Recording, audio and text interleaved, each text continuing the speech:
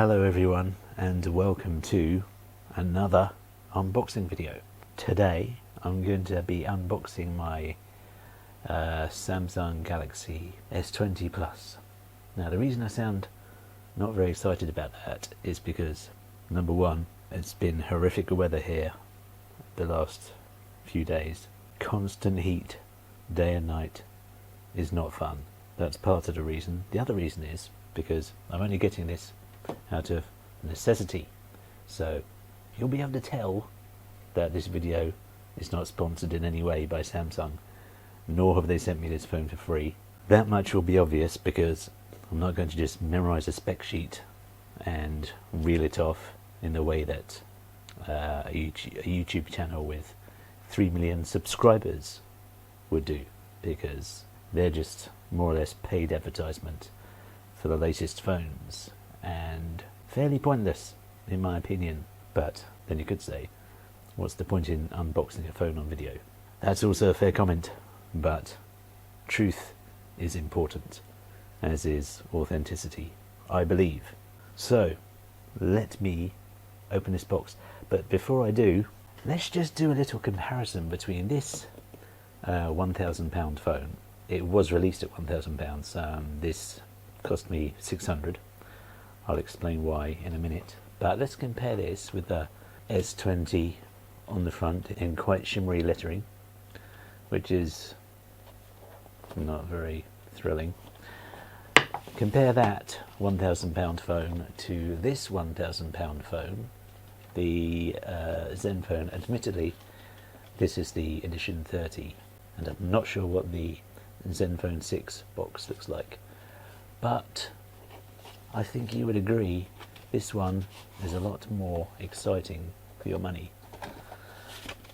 That being said, let me just cut off this seal there and I will begin. Okay, the reason this only, in inverted commas, cost me 600 was because this is the 4G version.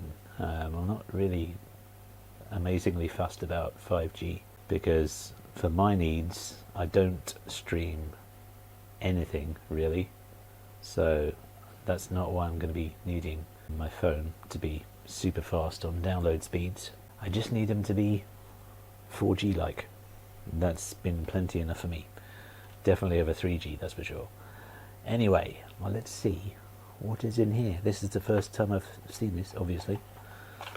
Okay, there's a little Samsung wallet thing. Now this, the company that sold this to me, they supplied it with a Hong Kong charger, I believe, so there's an adapter in the box, so whatever I find in here might look weird, but anyway, let's see what's inside here. Oh, I think I've already destroyed it. Oops.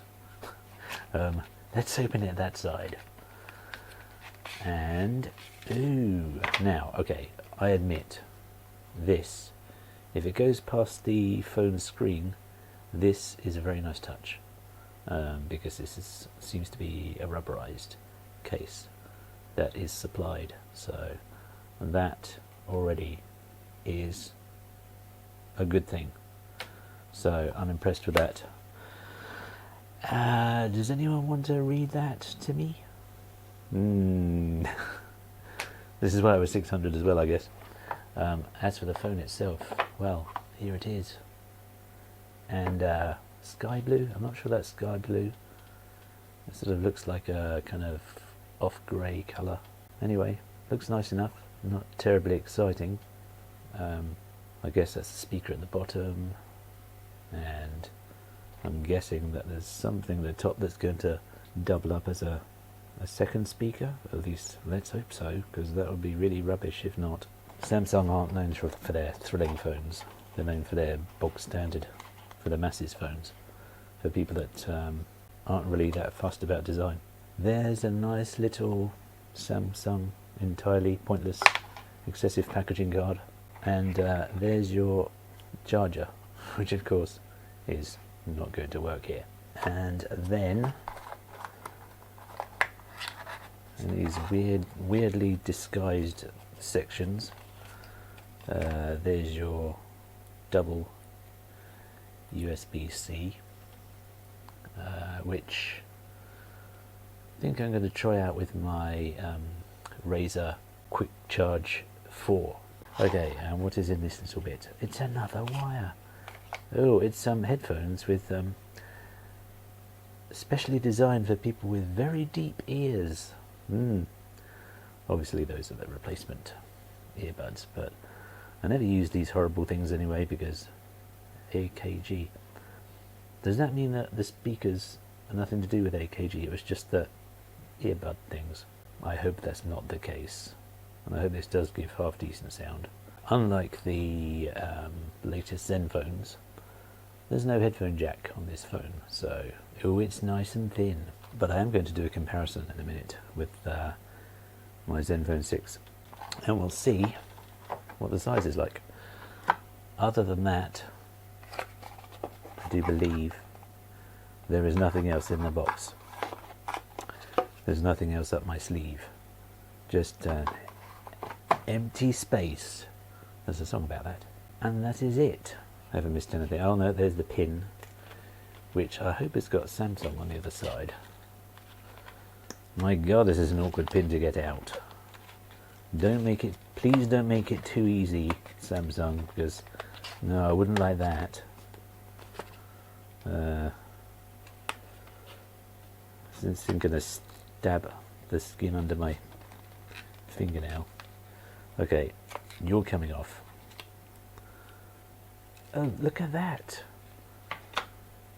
It's not even got Samsung on it, whereas the Asus one does have Asus on it. So, if I can ever get that to focus properly. Not on that side, but on that side. So, let's give a quick rundown here. Let's give a quick recap. Weirdly shaped SIM tray and SD card slot release that's extremely awkward to get off the box without any Samsung logo, versus really easy to get off the box and normally shaped Asus pin. Plus, really boring box versus really interesting box. This is getting better all the time. Okay, and now the phone size comparison. The one on the left is the Asus, and there's the Samsung, and you can see that the Samsung is definitely higher than the Asus. Sorry about the fingerprints on my Asus screen, but oh, that's because I use it. And thickness, the Samsung is, I guess, slightly thinner. Actually, it's more or less the same size.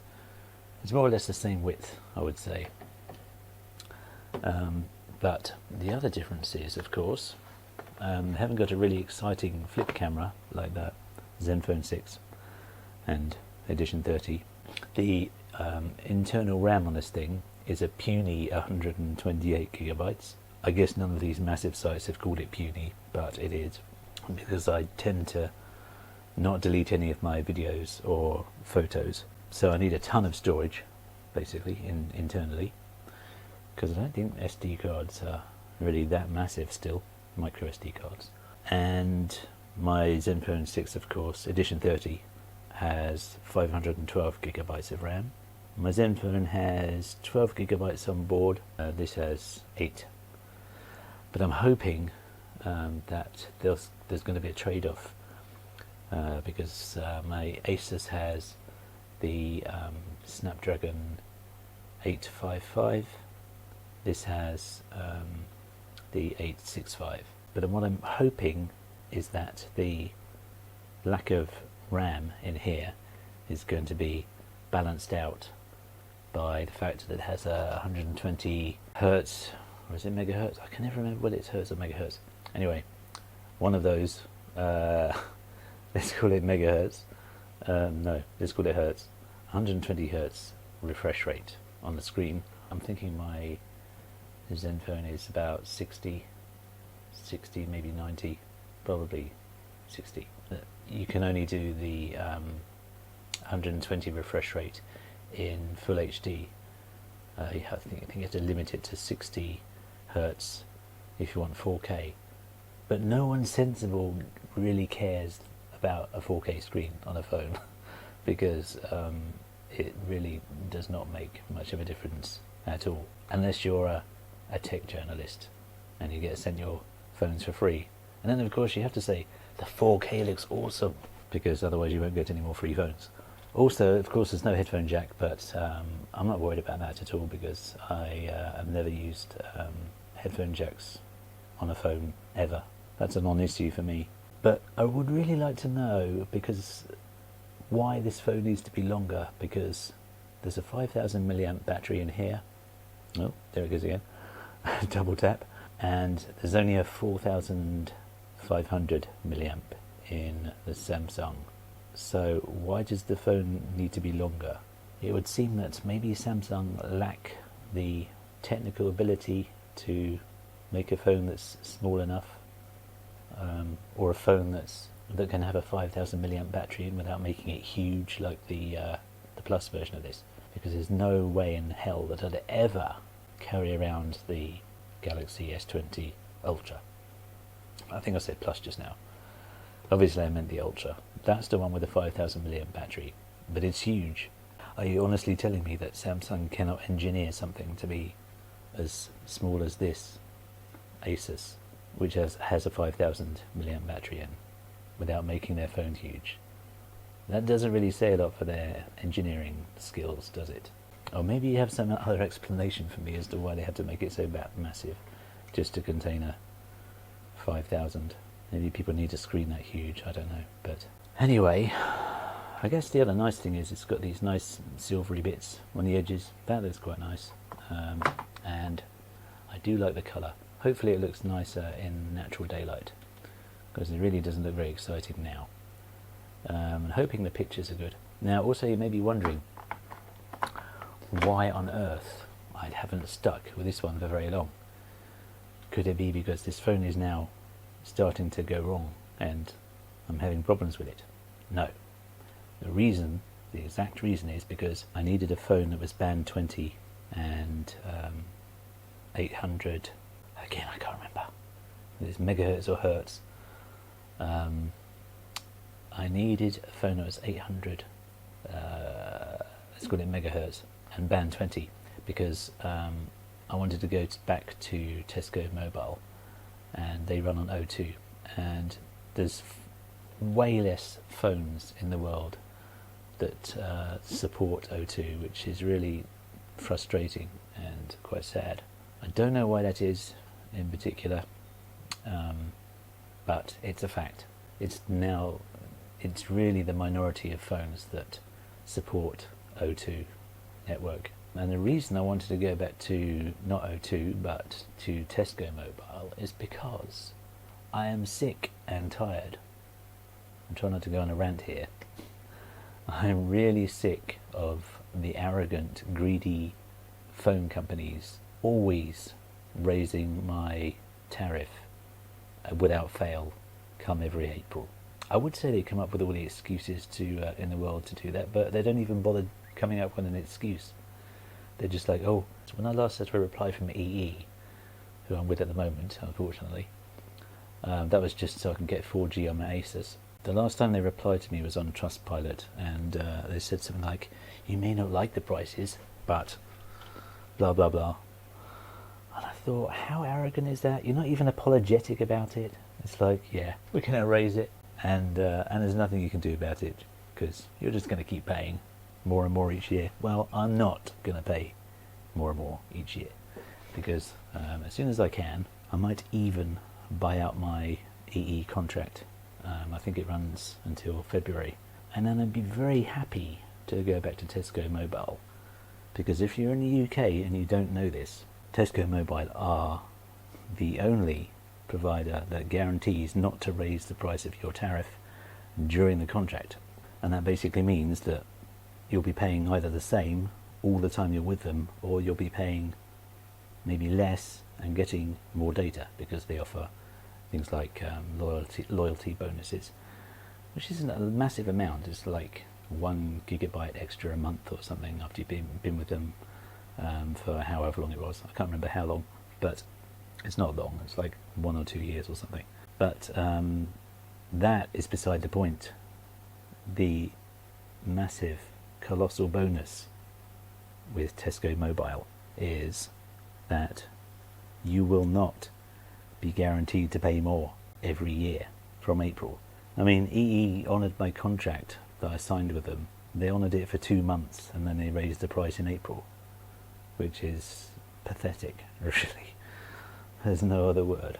And I also chose Samsung because they're quite easy to sell on, because half the time way too many people still are like, Asus? Who are they? Which is really sad, because Asus try really hard every single phone launch. They always try to bring something exclusive that no one else is doing. Last year it was the flip camera, of course. The very first phone that they ever released, the Zenfone 5, their little sales pitch in that was that it had the fastest response time when you tapped on the screen, which at the time was actually true. Asus, they seem really good at engineering and making good phones and trying really hard. Samsung, not so much, but I'll hopefully get a half decent price to put towards a different phone next year. If not, I guess I'm stuck with this one for a while, and I hope it holds out, because Samsung aren't really known, if you look deep into the internet, they're not really known for making long-lasting phones. A lot of people I've seen over and over again in endless forums saying they conk out after about 2 years, or they start having things go a bit dodgy after about 2 years, which is probably why they need to replace their phones every year. So that being said, that was just an unboxing video. I'm not going to test this phone out yet, because I've got to do all sorts of data transferring and stuff like that. It's going to take me a long time, and I wanted to just get this unboxing video out to you all. So I hope you have enjoyed me waffling on and on and on. Probably not, but hey, what can I say? Overall, unexciting box, unexciting phone, weak specs over Asus, and let's just hope the sound is not only coming out of that one speaker at the bottom, that would be very tragic. So that being said, you may be able to tell now that this video has not been sponsored by Samsung, but I hope you have enjoyed. I aim to make more gaming videos soon, and of course I aim to keep building Mr. Terminator back there. So I will see you all next time.